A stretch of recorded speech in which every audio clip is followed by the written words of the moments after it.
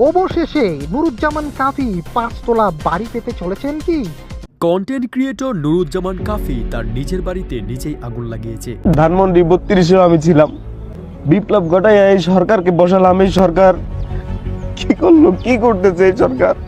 ভাই রে ভাই, ইউটিউব কন্টেন্ট ক্রিয়েটর নুরুজ্জামান কাফির বাড়িতে অগ্নিকাণ্ড হয়েছিল, আর এটা তদন্ত করতে এবার স্বয়ং মাঠে এসেছে সেনাবাহিনী। তারা এসে নুরুজ্জামান কাফিকে বিভিন্ন ধরনের প্রশ্ন করতে থাকে। নুরুজ্জামান কাফি এই বাড়ি পুড়ে যাওয়া নিয়ে কাউকে সন্দেহ করছেন কিনা তা তারা জানতে চান, এবং তিনি আরও জানতে চান নুরুজ্জামান কাফির কারো সাথে শত্রুতা আছে কিনা। গত মঙ্গলবার নুরুজ্জামান কাফির পরিবারের সবাইকে বাহির থেকে তালাবদ্ধ করে রেখে ঘরে আগুন লাগিয়ে দেওয়া হয়। এই আগুনে সবকিছু পুড়ে ছারকার হয়ে যাওয়ার আগে নুরুজ্জামান কাফির পরিবারের সদস্যরা দরজা ভেঙে সেখান থেকে বেরিয়ে যান। এর পরপরই কান্নায় ভেঙে পড়েন নুরুজ্জামান কাফি। তিনি বলেন, আমার কারো সাথে শত্রুতা নেই।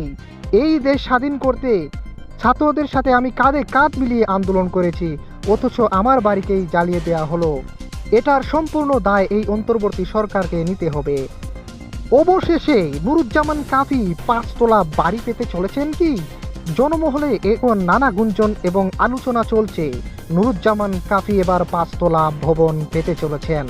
জনমনে এখন আরও নানা প্রশ্ন রয়েছে যে নুরুজ্জামান কাফি নাকি নিজের বাড়িতে নিজেই আগুন ধরিয়ে দিয়েছেন, যাতে করে এই অন্তর্বর্তী সরকারকে দোষারোপ করে যে ক্ষয়ক্ষতি হয়েছে তার থেকেও ডাবল উসুল করে নিতে পারেন। এই ফোন দিতেই তিনি তার বাড়িতে আগুন ধরিয়ে দেন। নুরুজ্জামান কাফি দাবি করেন তার বাড়িতে নাকি প্রায় 50 লাখ টাকার ক্ষতি হয়েছে এই অগ্নিকাণ্ডে। দর্শক, এবার কি নুরুজ্জামান কাফি এই 50 লাখ টাকা তিনি এই অন্তর্বর্তী সরকারের কাছ থেকে পেতে চলেছেন?